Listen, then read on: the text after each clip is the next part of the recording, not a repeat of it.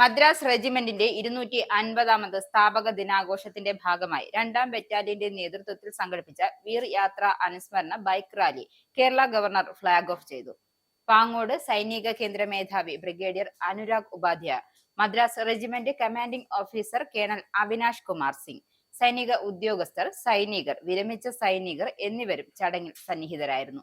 Rally അതിന്റെ മഹത്തായ വീരപാരമ്പര്യം പ്രദർശിപ്പിക്കുക മാത്രമല്ല, ദക്ഷിണേന്ത്യയിൽ ഉടനീളമുള്ള ഏകദേശം 3000 പൂർവ്വ സൈനികരെ ആദരിക്കുകയും അവരുമായി ആശയവിനിമയം നടത്തുകയും ചെയ്തു.